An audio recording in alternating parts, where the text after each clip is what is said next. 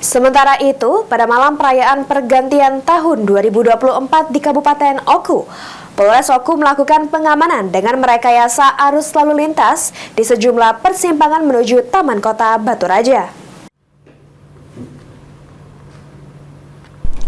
Pada perayaan malam pergantian tahun 2024, masyarakat Kabupaten Oku menghabiskan malam di Taman Kota Baturaja. Satlantas Polres Oku melakukan penutupan jalan atau rekayasa lalu lintas dan Car Free Night di seputaran Taman Kota Baturaja.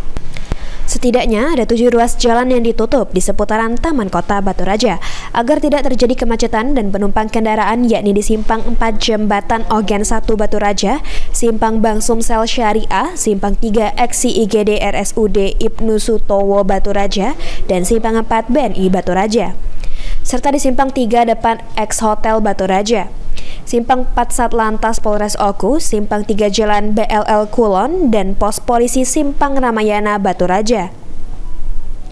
Penutupan ruas jalan ini dilakukan polisi sejak pukul 17 sore hingga selesai perayaan malam tahun baru, terkecuali untuk keadaan darurat seperti ambulans yang hendak ke rumah sakit.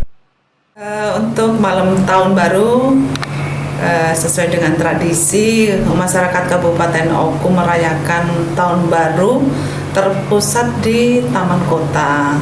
Kemudian kita melaksanakan penutupan rekayasa jalan. Penutupan ada 7 titik, di antaranya Simpang 4 Jembatan Ogan 1, kemudian Simpang Rumah Sakit Umum, ketiga Simpang Bank BNI, kemudian selanjutnya Simpang Hotel Baturaja, kemudian Simpang Polres Oku, Simpang Satlantas Polres Oku, selanjutnya Simpang Kantor Satlantas Polres Oku, Simpang 3, kemudian Simpang 4 Pos Lantas 1003 Ramayana.